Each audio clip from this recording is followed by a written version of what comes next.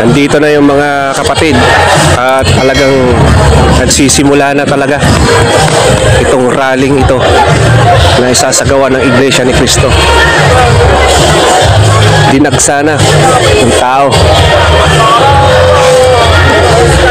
So sa nakikita naman po natin mga kapatid, talagang lahat ng kapatid ay nakipagkaisa sa kilusang ito na ating sinagawa, ang National Rally for Peace, Luzon, Visayas, Mindanao.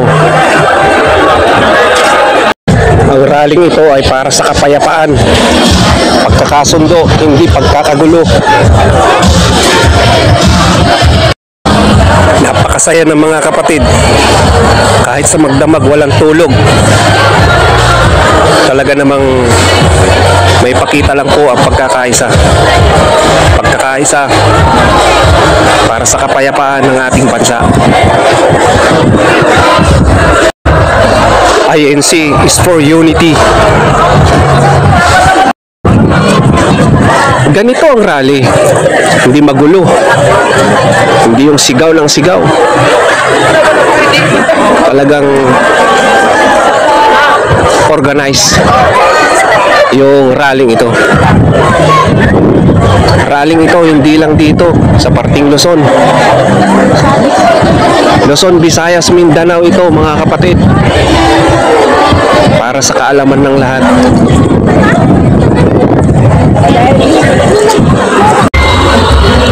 At sa video ito mga kapatid, nakita niyo naman po ninyo yung ilan sa mga banner natin. At nakikita po natin, yan po ang ating sinisigaw para sa kapayapaan ng ating bansa. Tayo ay nagrarally hindi para suportahan ang sino mang nasasakdal. Tayo ay nagrarally para sa kapayapaan ng ating bansa. Malinaw yan.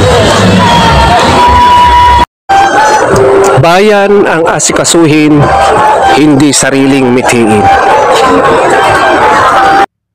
At baka na itatanong din ng iba, ng ilan, bakit tayo nagrarally?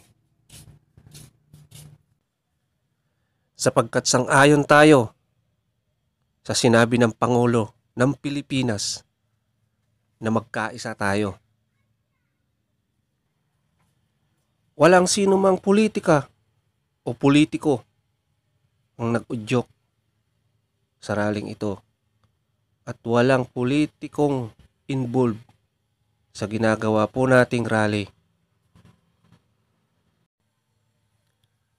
Kapayapaan lang ang isinisigaw ng ating bayan.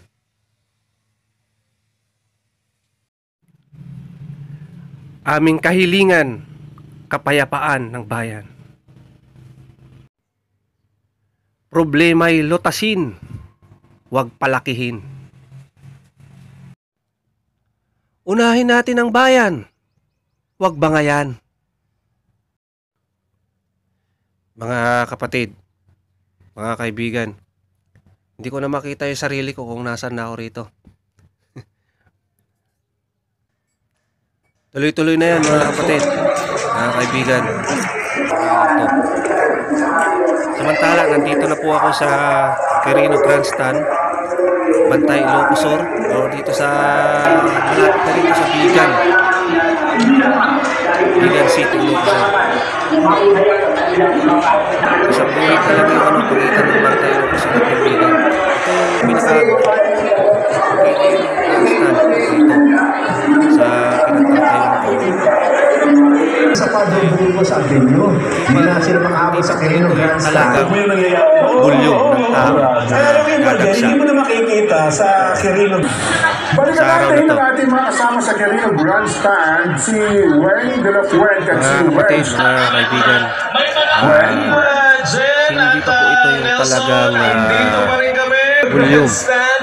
At masaya pa rin ang pakiramdam ng ating makabayan. Pero ngayon, maliwalas na naman ang kalangitan. Mga nanonood at sumusubaybay sa atin sa anong panig ng bansa. Pero yung iba nandoon sa unang video ko ito sa kabila yun. Ay nasa 140.